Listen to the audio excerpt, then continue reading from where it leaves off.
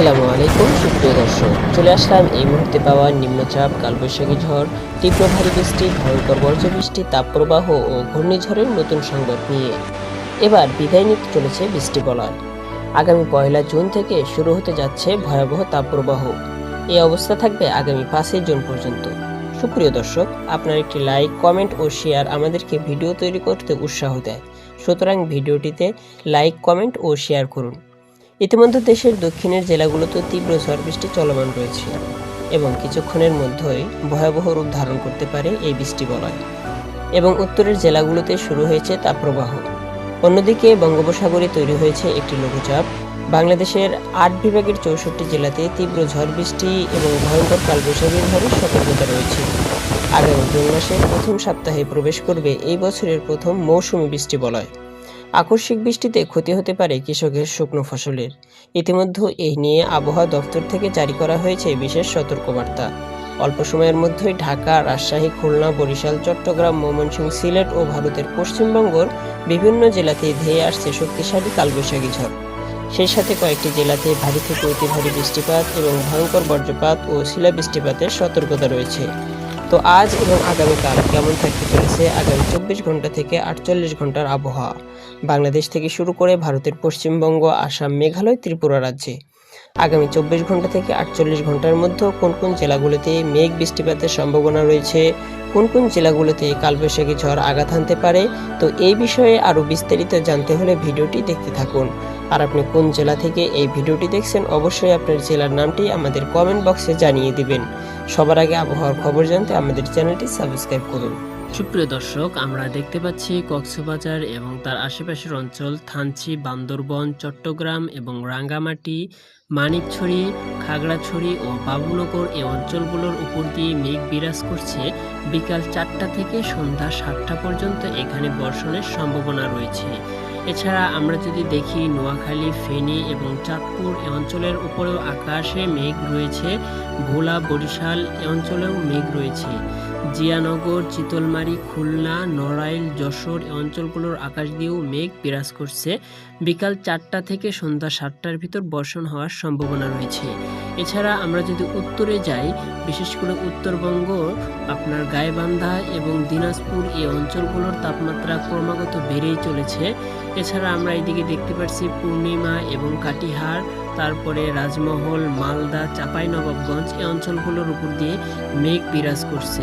বহরমপুর এবং রামপুরহাট সেখানে কিন্তু মেঘ বৃষ্টির সম্ভাবনা রয়েছে। জরমুন্ডি এবং দেওঘর, তারপরে জামতারা এই অঞ্চলগুলোতে মেঘ বৃষ্টি বিরাজ করছে। ভারী বর্ষণের সম্ভাবনা রয়েছে বিকাল 4টা থেকে রাত সন্ধ্যা 6টা-7টার মধ্যে।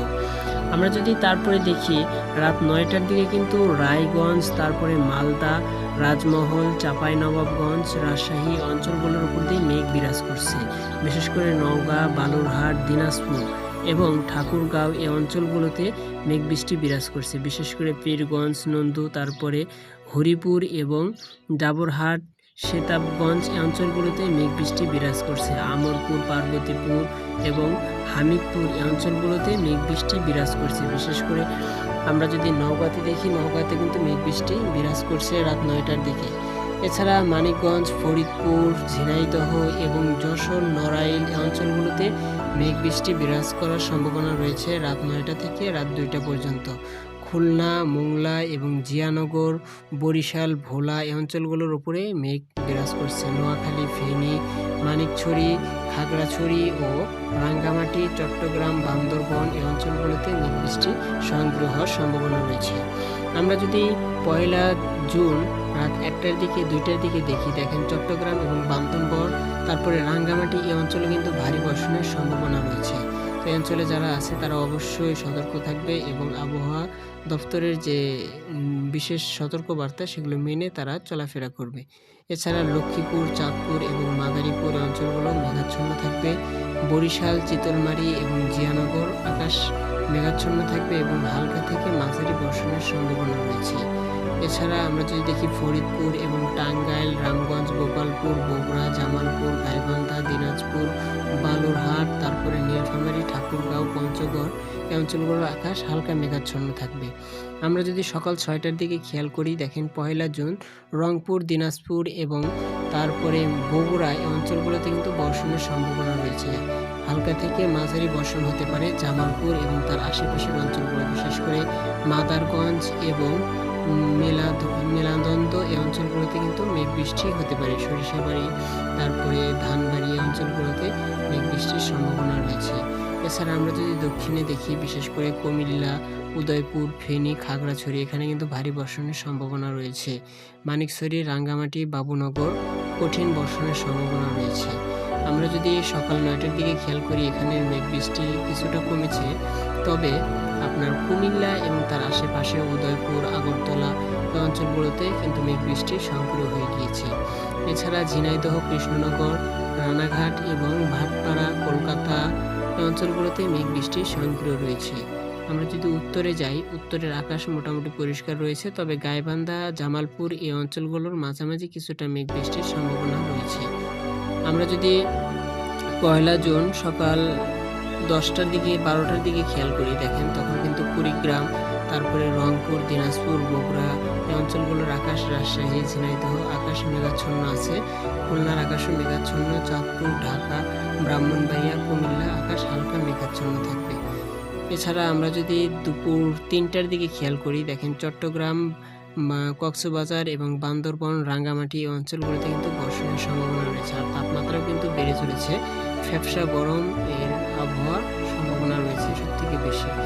আমরা যদি সন্ধ্যা 6টার দিকে খেয়াল করি, তখন দেখেন বগুড়া এবং ঝিনাইদহ, তারপরে খুলনা এই অঞ্চলগুলোতে কিন্তু মেঘ বৃষ্টির সক্রিয় রয়েছে, আকাশে মেঘ দেখা যাচ্ছে। রংপুর, দিনাজপুর, ঠাকুরগাঁও, নীলফামারী আকাশ পরিষ্কার রয়েছে। বিশেষ করে ঝিনাইদহ, খুলনা এবং তার আশেপাশে নড়াইল, যশোর এই অঞ্চলগুলোতে কিন্তু মেঘ বৃষ্টি হওয়ার প্রবল সম্ভাবনা রয়েছে। আমরা যদি রাত 9টার দিকে দেখি, 1 জুন রাত 9টার দিকে যদি খেয়াল করি, মাদারীপুর, খুলনা এই অঞ্চলগুলোতে মেঘ দেখা যাচ্ছে। টাঙ্গাইল, ঢাকা, ব্রাহ্মণবাড়িয়া, তারপরে আপনার কুমিল্লা এই অঞ্চলে কিন্তু মেঘ বৃষ্টি সক্রিয় রয়েছে। আর এদিকে চট্টগ্রাম, কক্সবাজার কিন্তু মেঘ বৃষ্টি সে আগের মতোই রয়েছে। আমরা যদি 1 জুন রাত 12টার দিকে দেখি, কক্সবাজার, চট্টগ্রাম এই অঞ্চলে মেঘ বৃষ্টি সক্রিয় রয়েছে।